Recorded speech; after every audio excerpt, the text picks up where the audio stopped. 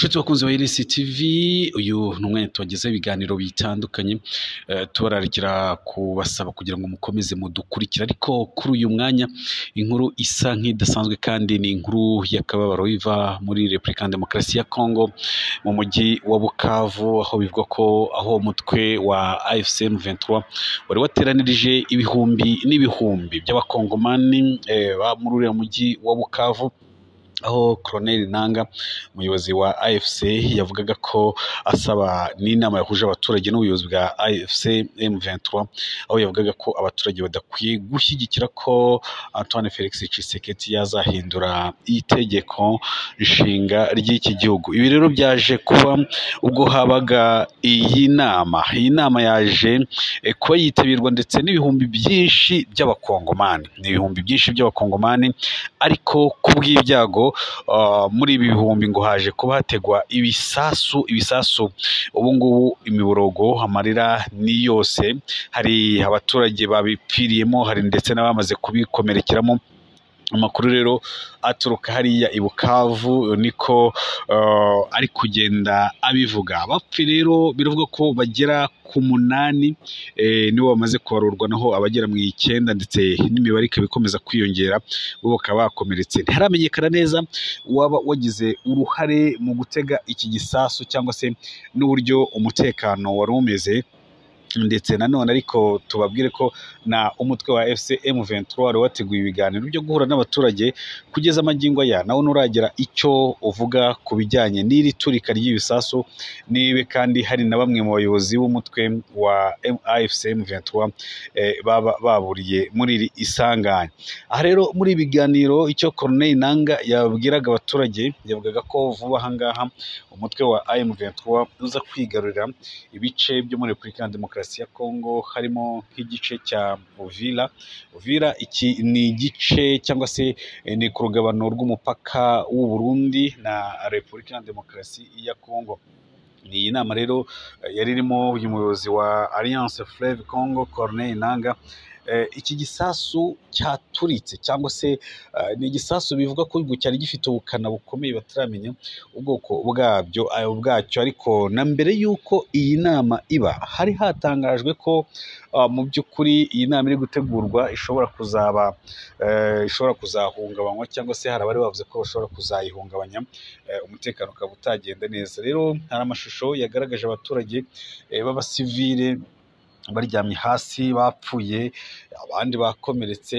Inama rero yarimo abantu benshi, yasojwe n'akavuyo kenshi cyane. Birumvikana ahantu haturikiye igisasu, buri wese nta nubwo yari yiteze, buri wese atangiye gukiza amagara ye. Abantu 8 nibo bivugwa ko bahise bahasiga ubuzima ku ikubitiro, abasaga 9 barakomereka ku buryo bukomeye. Kugeza ubu rero nyine nk'uko bigenda bitangazwa n'abari mu mujyi wa hariya i Bukavu, baravuga ko inama wenda ishobora kuba yari yategwa ariko ntihitabwe ku mutekano, cyangwa se n'abashinzwe umutekano n'abari bateguye iyi nama bakaba batari babashije kugenzura neza. Ariko mu by'ukuri ubirebye ni inama yari yitabiriwe n'abatuye umujyi wa Bukavu hafi 100%. Abiga mu makaminuza y'u Burundi nabo bagaragaye muri iyi nama y'ahangaha muri Congo, haturikiye ibisasu, aho bari bafite ibyapa bigenda byamagana ubutegetsi bwa Antoine Felix Tshisekedi, bavuga ko bashyigikiye M23 100%. Aba rero ni bamwe mu banyeshuri bo mu makaminuza atandukanye muri iki gihugu bagendaga bagaragaza amarangamutima yabo.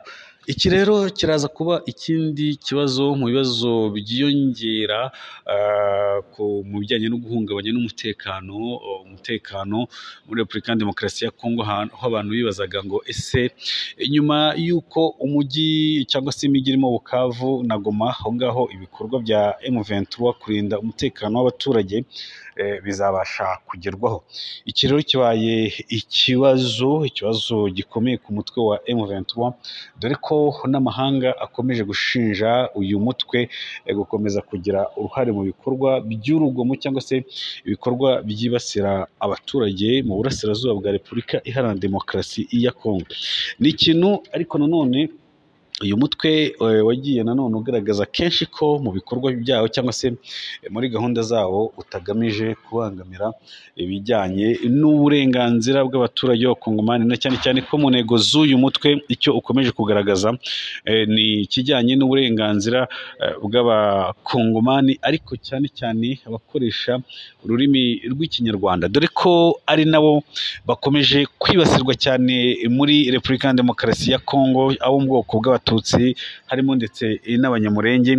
Ibi byose amakosa n'intambara z'urudaca akomeza kubera mu burasirazuba bwa Repubulika ya Demokarasi ya Kongo ni ibintu byagiye byegekwa ku Rwanda kenshi, bikegekwa ku ngabo z'u Rwanda RDF, ndetse ni ibintu muri iyi minsi bisa nkaho biri kugira ingaruka zikomeye ukurikije uko ibihugu bikomeza kubana, haba ku bijyanye n'iki cy'urugamba, intambara na diplomasi, ndetse bikaba bitangiye kugira ingaruka zikomeye ku gihugu cy'u Rwanda, aho u Rwanda ruri kugenda rufatirwa ibihano n'ibihugu bitandukanye. Ibihano rero harimo inkunga nyine ziba zigenewe u Rwanda, mwumvise neza nka Union Européenne yavuze ko igiye guhagarika amasezerano yose yagiranye n'u Rwanda arajyanye mu by'umutekano, ibya gisirikari n'ibindi, ndetse bikavuga ko aya masezerano igihe yahagarikwa hari byinshi nk'u Rwanda rwakomeza kugenda hari amahirwe amwe n'amwe rushobora kubura, cyangwa se bikaba byanagira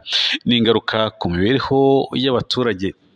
Aha rero muri Repubulika ya Demokarasi ya Kongo nyine ni umutekano utameze neza, ibinyamakuru birakomeza bigenda byandika, ndetse impungenge zihari ni uko uyu mubare w'abapfuye ngo ushobora kuza kongera kwiyongera. Ariko tugarutse inyuma, n'ubundi iyi nama icyo yari igamije kwari ukuganiriza abaturage b'umujyi wa Bukavu, aho uyu umuyobozi wa Alliance Fleuve Congo Corneille Nangaa yasabaga abakongomani, abatuye mu mujyi wa Bukavu ndetse n'abatuye mu mujyi wa Goma, ibice byamaze kwigarurirwa n'umutwe wa M23, ko bakwiye kubaho kandi bagatuza kumva ko bafite n'umutekano.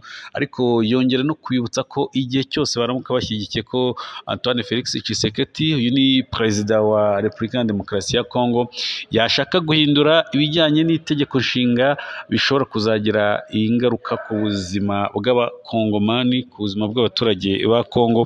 Ibi rero bikaba ari biri kugenda byibazwaho nanone, ese abakongomani koko mu by'ukuri bazabyumva, bazumva uburemere bw'iki kintu?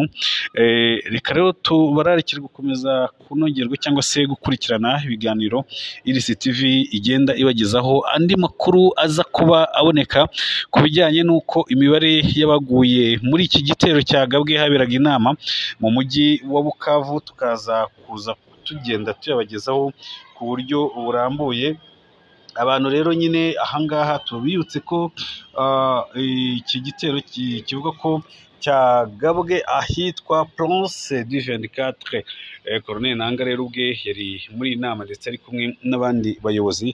Gusa mukomeze mutegereze kandi mukomeze mudukurikirane kugira ngo ibiganiro byacu tubagezaho bigende bibageraho 5 kuri 5. Andi makuru aza kuba atangazwa nibe hari bamwe mu bayobozi cyangwa se abagize umutwe wa M23 baba baguye muri iki gitero, na cyane cyane ko harimo n'abaturage, tukaza kugenda tubaha aya makuru ku buryo burambuye. Reka rero tubashimire mwe mwese, ubundi mukomeze mukurikire Iris TV, natwe twiteguye kugenda tubagezaho ibiganiro bitandukanye kandi byiza. Bye bye and ciao ciao.